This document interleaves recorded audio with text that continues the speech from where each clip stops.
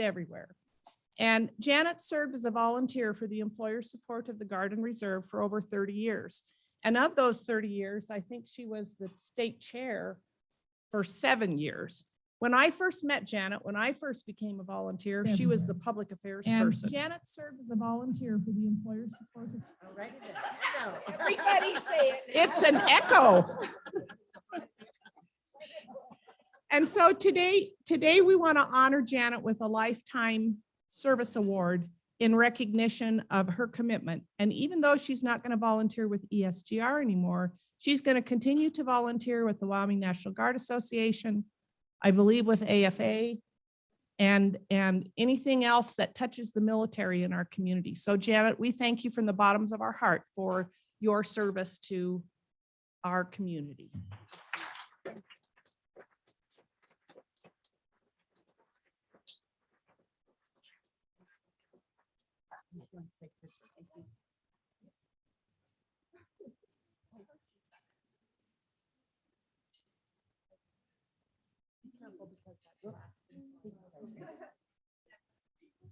One more time, a little bit more. Who's ready to be Done. A little bit more.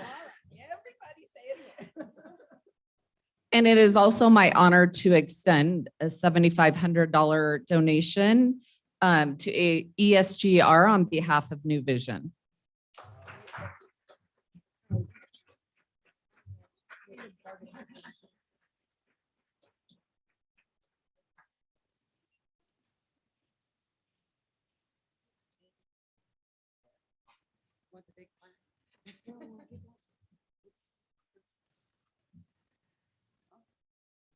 So, and just to wrap this up, to each and every veteran in this room, we are so humbly grateful for your service today and always. Thank you.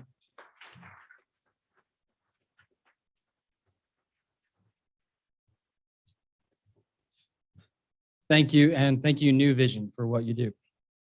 All right. We'd like to actually also extend a special thanks to our sponsors today, our other sponsors. Our silver sponsor being Blue Cross Blue Shield of Wyoming. You know, as we know in the business community, healthcare is a very important part for our employees. And obviously we understand the rising cost of healthcare and all the challenges that go with that. What I would say is please check out Blue Cross Blue Shield. They have a number of different things out there. So please check out their new website and some of their information out there. Next, I would actually like to invite Jeff up because we have Magic City Enterprises is also a silver sponsor. And I believe I don't know where he's at. There he is. I'm like, look over here. And I believe he's got some things to say as well. So thank you.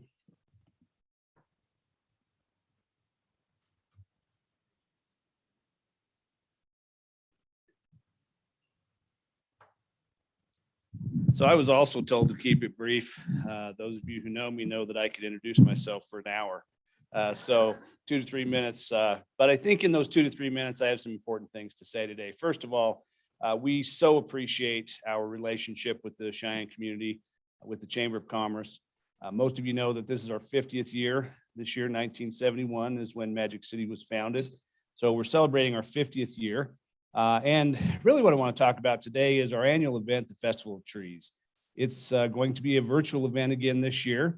So if we could get that video queued up, we'll do that, and I'll have just a couple more comments after that.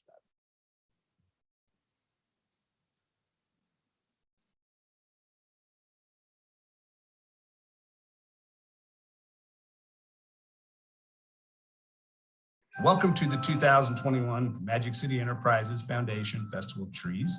This is the 8th annual festival. Due to concerns about COVID, we have decided to once again have this year's virtually. The Festival of Trees has just traditionally been the kickoff to the holiday season. Members of the community volunteer to decorate trees that are then put up for auction. The trees always amaze me. We've had Charlie Brown trees. We had a great abominable snowman tree, University of Wyoming cowboy trees, and just some really amazing artistry. But also we'll have other silent auction items provided by other members of the community, so that will also be up for auction. One of my favorite things about the festival is a lot of times people will come and buy trees and donate them to people that they know who might be in need. The proceeds of which go to the Magic City Enterprises Foundation.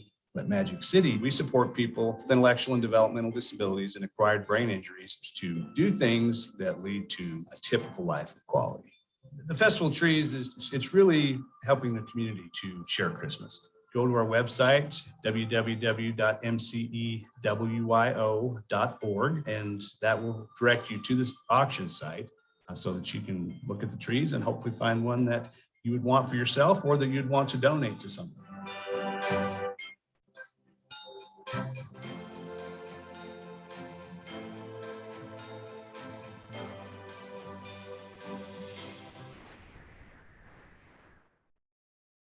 So once again, just to reiterate how you will be able to access the auction, if you'll go to our website, which is www.mcewyo.org, there will be a link there that will direct you to the auction site.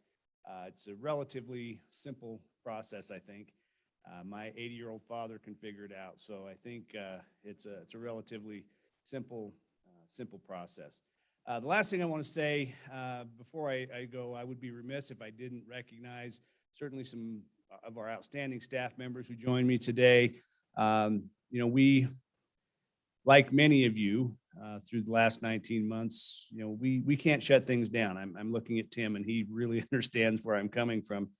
These last 19 months, we can't tell the people that we support, sorry, we got to shut things down, or, sorry, your staff don't want to work today. So we've had to figure it out. So more importantly, certainly not more importantly, but equally as important as folks who are with me are those other folks who are on the front lines, who are supporting people every single day to do the things that they need and want to do to live a typical life of quality in their community of choice. And they have just worked their guts out these last 19 months. And I would appreciate it. And I will certainly report to them if you'd give them a hand for me. Thank you.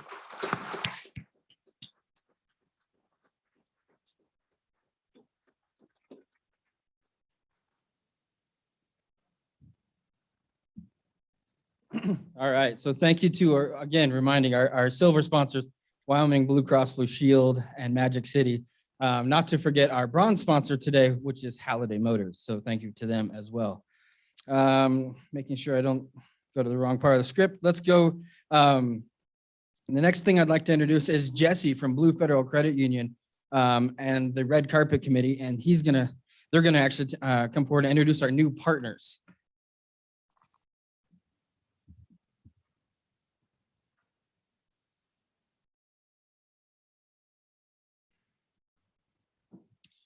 Hello, everybody. Again, my name is Jesse.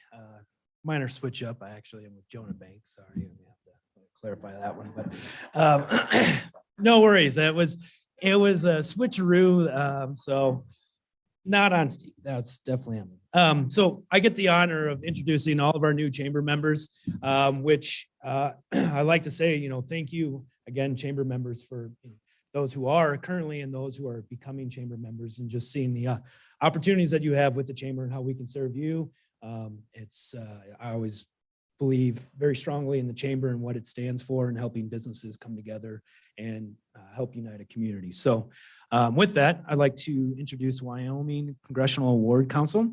The mission of the Wyoming Congressional Award Council is to encourage Wyoming youth to a lifetime of community engagement by recognizing their initiatives, achievement, and service. Youth participants in this prestigious program are volunteers that fuel many nonprofits across the state, doing everything from volunteering here at the chamber to clearing trails in our state parks. Wyoming youth advisors and parents are fortunate because Wyoming is unique in having two staff members who can answer questions and offer support. No other state in the U.S.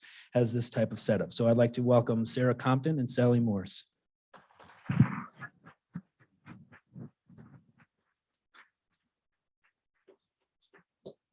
Next up, I'd like to invite Heartland. Connie Correa, a financial institution relationship manager.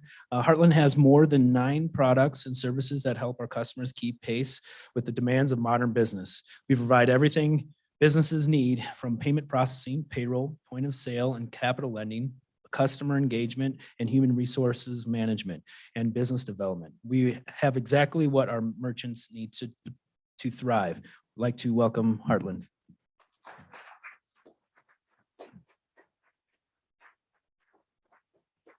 Next up, I have Minuteman Press with Jason and Brittany Winges. They're the owners. Minuteman Press is full of service design and print marketing center serving the entire business community. Our customers are wide ranging, including local organizations, government groups, nonprofit, businesses, entrepreneurs, consumers, and more. At Minuteman Press, we can produce anything you put a name, image, or logo on. Let us design, print, and promote you. Welcome, Minuteman Press.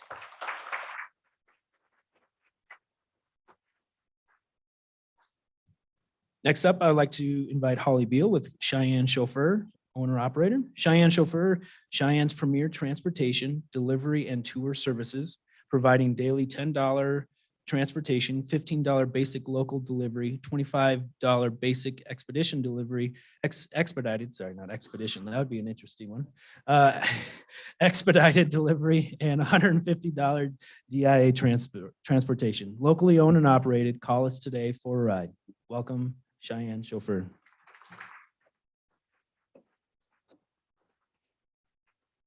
Next up, we have Drew's Barber Shop. We have a couple of them with us. We have Drew Weston, co-owner, Andrea Shipley, co-owner, and Ashley Mendoza, master barber and queen of shaves. At Drew's Barber Shop, you can step back in time. Drew is a full-service barbershop specializing in men's hairstyles and hot straight razor shaves. With 2 locations in Cheyenne, you can avoid waits and enjoy stellar service from some of the industry's best professionals. Please welcome Drew's Barbershop.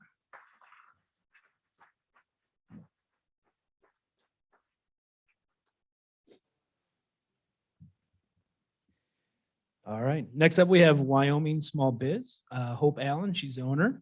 Wyoming Small Biz provides professional bookkeeping services for small businesses. We partner with and empower small businesses through financials and presenting insight on what their money is doing and how it is working for them. Please welcome Wyoming Small Biz.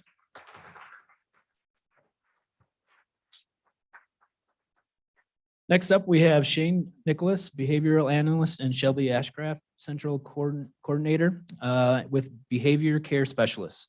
Behavior care specialist is a behavioral clinic in Cheyenne that uses the science of applied behavioral analysis and provide individualized evidence-based treatment to children with autism spectrum disorder. Behavior therapy focuses on reducing behaviors that interfere with the child's daily functioning and replacing them with more socially appropriate skills. Please welcome behavior care specialists.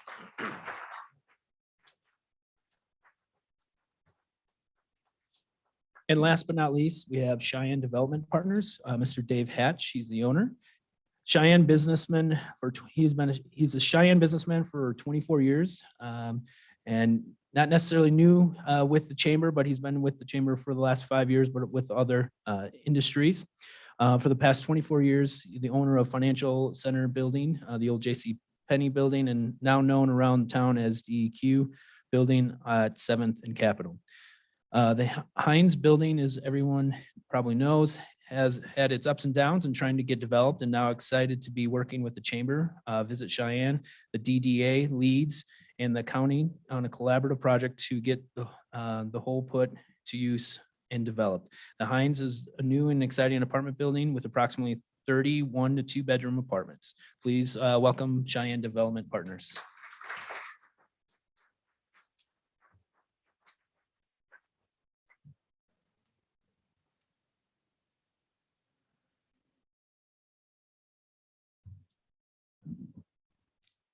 Thank you, Jesse from Jonah. I appreciate that. All right. Thank you very much.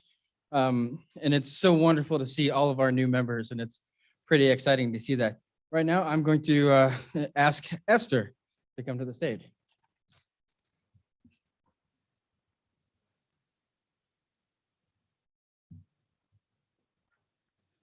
Good afternoon, and before I get into some of the announcements, I would like to take a moment to recognize one of our Wyoming businesses who's completed the Cyber Wyoming Business Accreditation Program and tied for 3rd place in the 2021 Cybersecurity Competition for Small Business.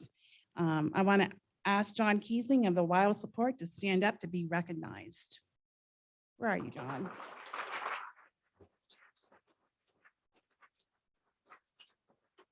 Wireless Support is the first technology provider to be in the top 3 in the competition, and congratulations, John. If anybody's interested in that program, please reach out to the chamber. So you can reach out to Rihanna Brand. Second thing is the DC fly-in. It was a great success, and everyone met with 3 of the elected officials and had great conversations surrounding military, vaccine mandates, the infrastructure bill, and more. It was an excellent opportunity for our Wyoming business owners to visit Capitol Hill and interact with our elected officials. If anybody's interested in joining the chamber next year to go to DC, please also reach out to the chamber staff. Business after hours. The next one will be at Capitol Roofing with Dennis Humphrey. That will be November 11th from 5 to 7. He's pretty generous. Great food, great drinks, and probably some gifts and swag. So please join us at that event. Action Advocacy will be November 16th, 11:46 to 1 p.m. And that's a weird number, 11:46. So Java with Mary Jane. It will be at Encore Electric on Wednesday, November 17th, and the Mac Luncheon Blue Community Event Center on Friday, November 19th. Raise your hand if you have not put in an order for a poinsettias yet. All right, let's send you an invoice for a couple of those. So if you guys don't mind, please reach out and order a couple of those. Those proceeds go to help for the proceeds for all the expenses of the parade that is happening on Saturday, November 27th. And the parade will happen once again, November 27th. We still need volunteers. Raise your hands if you want to volunteer or contact Rihanna. We really need some. We need 100. And how many do we need, Rihanna? 150. That is a lot of volunteers. So please, please, please make your way over to Rihanna to sign up. So in our next luncheon will be the women's leadership. It will be December 3rd at the Met, starting at 11:30. The next thing we have is our 50-50 raffle. Oh.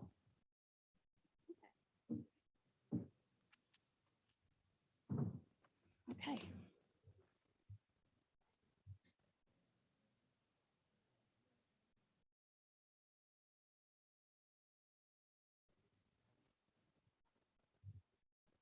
All right, who has ticket number 7041?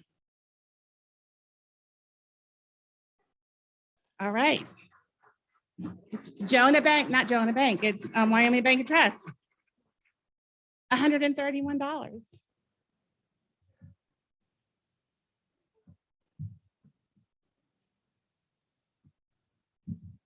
Oh, awesome. All right, thank you, thank you. All right, and now we have free luncheon. That will be at December 3rd luncheon. So that will be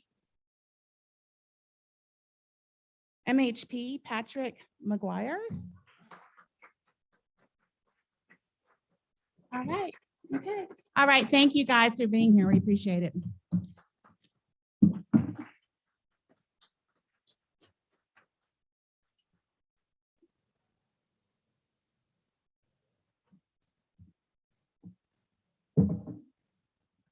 All right, thank you for that. Obviously, as you can hear, that it's going to be a busy month over the next 30 days with the chamber. So please check it out. And we'll be signing you up as a volunteer as you leave for the Christmas parade. So yeah, come see Rihanna, or she'll probably tackle you. All right. Now for today, I'd actually like to introduce the speakers. So first we have with us Jason, and Jason, I'm not going to pronounce your last name because I will butcher it. So I apologize for that. Jason is the co-founder and chief executive officer of CalChip Connect, they have an enterprising approach to bringing together a revolutionary mix of SaaS, he'll tell us what that is, hardware distribution, import, export, and solutions-based consulting for the consumer electronics and the industrial IoT or Internet of Things industries. So they are certainly leading the way in that global Internet of Things, blockchain distribution, and the service provisioning. Jason ensures that his company delivers a consistent product and solutions that are driving incredibly fast. Next, Jason, what I'll do is I'll let you introduce Jameson as well. So with that, please welcome Jason to the stage.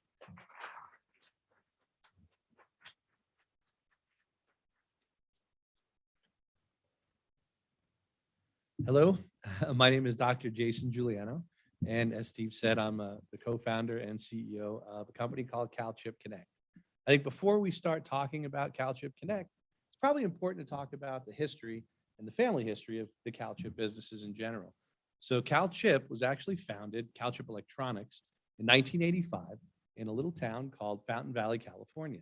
It was founded in a spare room in our family's home. My father, who's the actual CEO, still acting CEO, very active actually, at 74 years old.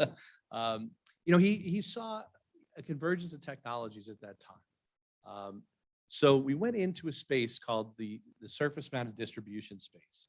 And at that time, if some of the folks here remember the 80s, components were a bit different, right? They were big, they had the long lead wires on them, they all had to be hand soldered, and there was a revolution that took place. Well, most of our colleagues at that time and some friends and even some competitors said to Jerry, you got to be crazy. There's only 5% of the market that you're going after. How are you going to feed your family? Jerry knew. He knew this was going to be the way the electronics industry moved forward. Things were going to get smaller. Things were going to get faster. Things were going to get more complex. And so that's what he did. And over the years, we expanded. Got our first building shortly thereafter and a little industrial park again in California. Hence the name CalChip, right? I know y'all have the accent, sounds like cow, but that ain't it. so right from the Senate subcommittee. So at that time, we did do a lot of firsts because we were an industry leader. We were the first ones to actually take a different approach and put a sales and buying office in Singapore. And that gave us access to the import-export business. We were the first people to set up a factory in Asia in 1985. From there, we were the first folks to set up sales offices in Guadalajara and several other places, following what was an emerging new shift in technology from original equipment manufacturers to these new contract manufacturers. And I'm sure you've probably heard the names, Jabil, Sanmina, Flextronics. So these folks are the ones that actually manufacture everything now for the Apples, the HPs, and all the other brands that you can imagine in the world. So then in about the year 2000, we acquired our first factory and became an actual full chip manufacturer. So what that did was it gave us the visibility from raw materials through manufacturing of the chips to the boards, all the way to the consumer. So I'll back up for a second. In 1987, Jerry also founded the first focused distribution company in surface mount. That's called Surface Mount Distribution, still in business today. They've become a top 25 distributor. And over the years, their model has morphed a bit, and they have become a distributor to the automotive sector. So Yazaki is one of their big lines, and some of our customers are folks you probably have heard about: Toyota, Tesla, a couple of other big, Ford is another big one. So that was a pretty incredible accomplishment there as well. So again, then that gave us the expertise and the understanding of the traditional distribution business, where you interact with factories and chip manufacturers, and you have certain sets of lines. So now we'll take a leap forward. So time went on. I led the team to develop the first description-based search engine for the passive component industry. We decided at that time, of course, I was a young guy, didn't really know what we developed at the time. We were just trying to make it easier for all our new employees to be able to search and find the parts that they needed. We decided at that time to keep that in-house, which maybe was a mistake, but it still powers all of our technology today. So that was a pretty neat accomplishment. So we'll fast forward to 2019. In 2019, I went to the folks that were running CalChip and Surface Mount, and I went with the co-founder. And I said, we're seeing a very similar pattern of what we've seen a few times before. 1981 would be a great example where Microsoft was founded, right? Nobody knew where that was going to lead, and they revolutionized the world. And then you had 4G that came out. Then you had a little company called Qualcomm that figured out a way to actually make that signal work indoors. And we all know how big they became over the years. So we saw a very similar thing happening. Everybody was talking about 5G, 5G, 5G. Nobody was talking about IoT, and fewer people were talking about blockchain. So we realized at one point there was going to be an intersection of all three of these technologies. So what we did was we took a look at a highly fragmented situation that was happening with the manufacturing facility. There was not a whole lot of guidance out there. Wasn't a whole lot of experience either with the folks in the IoT industry. We realized they needed a distributor. They needed someone that could actually stock product, interact with them, help them manufacture the products that people wanted and people were going to need. And so at that time, we founded CalChip. We signed a company that was doing exactly that. They were utilizing IoT products, which is Internet of Things, and Jameson will explain that in a minute. They were utilizing something called blockchain technology, which was pretty neat. Most people didn't know what it was. Honestly, I didn't know what it was in the beginning. I thought it was only used on the dark web. So then we figured out that 5G was actually going to become a reality, but there were all the same problems with the 5G rollout that we saw with the 4G rollout. So we engaged with a bunch of real slick new program technology companies and some older ones that had a very established and understanding of the supply chain. And what we created was a very unique distribution model that has never been seen before in the industry. We also realized that we couldn't stop there. We had to go one step further. We had to make sure that our customers were going to have a very Amazon-like experience. So we spent a whole lot of time and resources on our e-commerce site. And it created a couple of interesting things. First, we woke up one morning and it was like that commercial where you get your first order and everyone says, yay. You get your second order, and then you get 300 orders, 3,000 orders, and you go, oh my God, what are we going to do to fill this? So that was, a pretty interesting experience. And we also realized that our business customers were really interested in using it. They had become in their personal lives very accustomed to going on Amazon and saying, I'd like this, boom, and have it arrive the next day. So what ended up happening there were our business customers decided at that point to kind of shift over to the way things were being done, which were traditionally being done. Here's a quote. Let me go back. I'll talk to my supervisor. We'll see where it's going. And that traditional way. And they said, look, can you just put a special page up for us? Give us our discounted pricing. And can we just go order and not have to bother with, the dance? So we said, sure. So here's where we are today. We have a very unique group of individuals with an understanding and expertise from raw materials to manufacturing, distribution, e-commerce, blockchain, and the Internet of Things. And to talk a little bit about that convergence of technologies and where our company is headed in the future, I'd like to bring up Jameson Buffmeyer, who is our Vice President of the decentralized portion of our company. So if that, if you please welcome Jameson up to the stage. Thank you.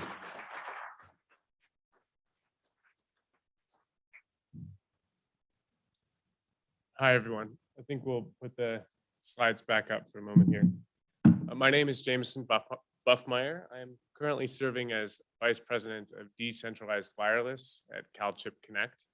I've had a career in innovation and in telecommunications. So I started a couple of young companies in Silicon Valley as a graduate in 2008. And then I worked for an incubator, which is a kind of a startup warehouse. They're as cliche as you would think. They have like the bean bags. And then I worked for Sprint, the national wireless carrier, in a business development role. And then for Orange, which is a European mobile network operator, in corporate strategy for 9 years.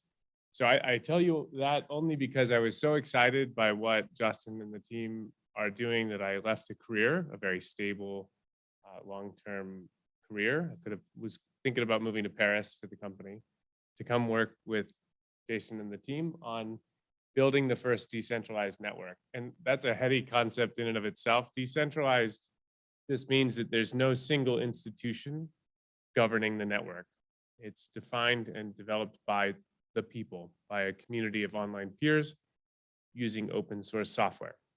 So if we could, I have some slides to run through. If they're too much, we can move fast. But go ahead. Go forward.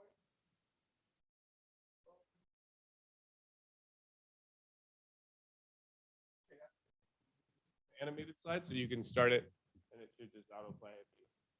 Go back one and then forward one. Start with the So, what is a decentralized network? Enterprising individuals acquire hardware and they build, maybe tab forward one, right arrow.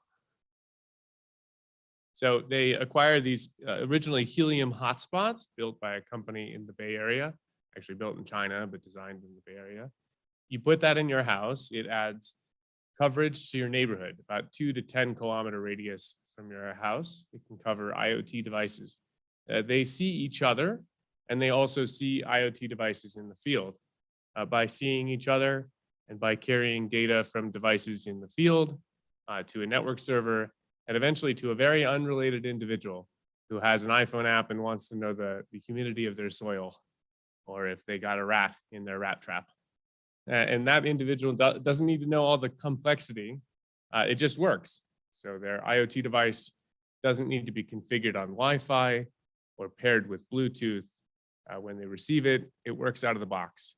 And the network in the background is this Helium network built by other individuals who are paid in the form of a cryptocurrency called Helium network tokens. I feel like I'm in one of those Silicon Valley TV shows where I'm like, it's social mobile crypto. So it's definitely a convergence of a lot of technology to make it happen. But next slide. This approach has resulted in remarkable coverage. The Helium network is now the single largest low power wide area network of its kind in the world. There are roughly 280,000 hotspots contributing public wireless coverage to a variety of application developers. So some other key statistics.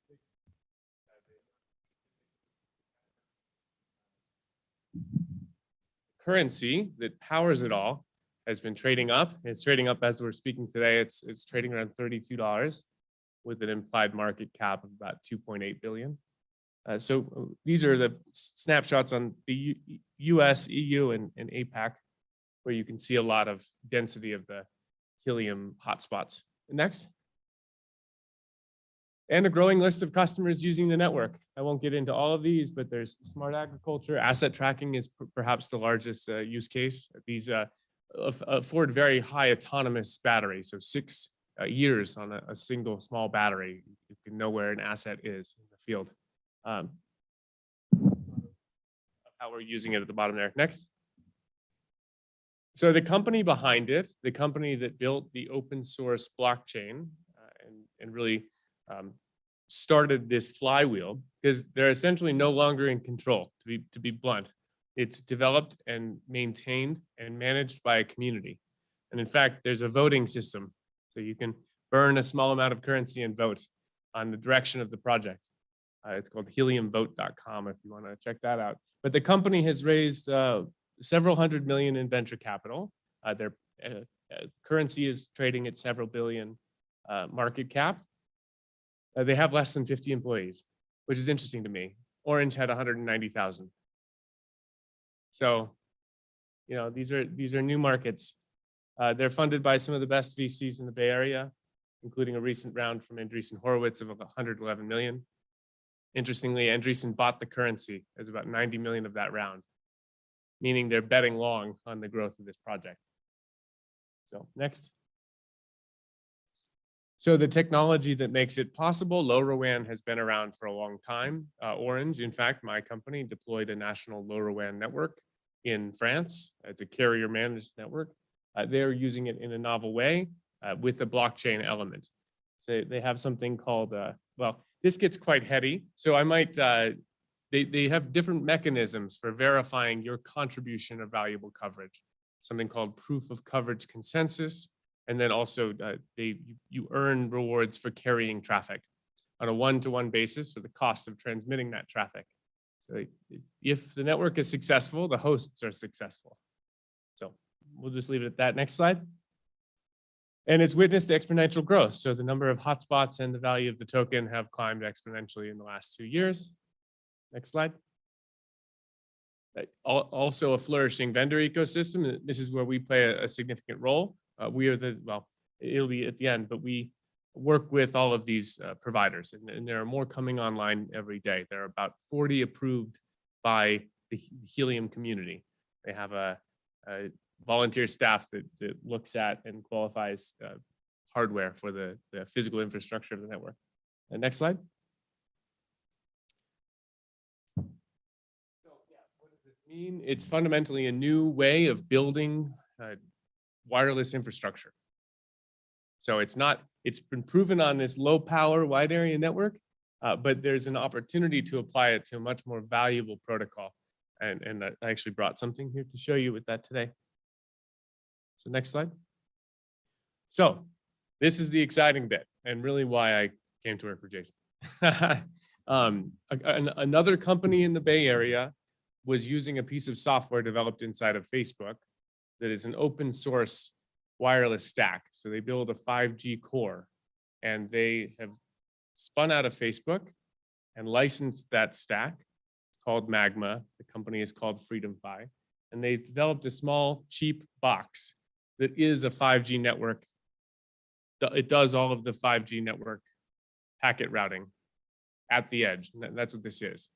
So you can connect up to this, what are called eNode Bs, which are a small cell and antennas, and you can provide public wireless coverage, 4G, 5G, LTE. And we are beginning to sell and distribute this box today. It's a very, very constrained supply. So they are only going to paid waitlist members dating back to April, May. We opened a new waitlist, which will be served beginning in January. And it is, it's exciting. It's open source, works on commodity hardware. The core network, so-called the orchestrator, runs on AWS. And in exchange for providing public 5G broadband, you earn a cryptocurrency. Anybody can deploy it. So next slide. So we are working with companies including BuyCells, which is the #1 small cell manufacturer. We have 2 of their small cells in inventory. So you connect that to this and you have a 5G stack that can be deployed in the field. And the price point of that is for a full stack is around $2,400 to $4,500, which may sound like a lot compared to your Wi-Fi router. I could assure you, coming from the telecom industry, it's very low cost. It's less than 10% of the traditional cost you would see from a Sony, Alcatel-Lucent, or Ericsson. So these are the specifications of the BuyCells, small cells, not so maybe too detailed for you all. But next slide. They also have their own indoor small cell. Our partner here, they've white labeled a small cell, and we have that and are selling it as well. That small cell can cover about 15,000 square feet with 4G LTE. That one is 4G. So better than Wi-Fi. So why is this disruptive? If you think about the average costs in the stack to deploy a telecom network as an owned operator, as an Orange or a Sprint, they're quite substantial, multiple dollars per gigabyte. This is very cheap, a couple $1,000s. And you're not paying for spectrum, you're not paying for real estate, you're not paying for power, you're not paying for backhaul. So all of the costs that are in a traditional telecom network are either borne by the community who's building this or are zeroed out. So we are using CBRS spectrum, unlicensed spectrum. And, so I think it's quite disruptive. And what is CalChip's role in all of this? You know, we're not Helium. We just move the boxes. I like the simplicity of our business model. We buy and sell the physical infrastructure, and we deploy some of it ourselves. You know, I on the side before joining CalChip, how I found them is I have a small startup that has an ownership stake in the network. I just deployed some of the network on a whim. So, but in 2021, CalChip sent more physical wireless infrastructure to the community than any other institution in the world. Move a lot of boxes. So, next slide. Okay, that's it. So getting in my notes there. Anyway, nice to meet you all. We can answer any questions afterwards. Thank you.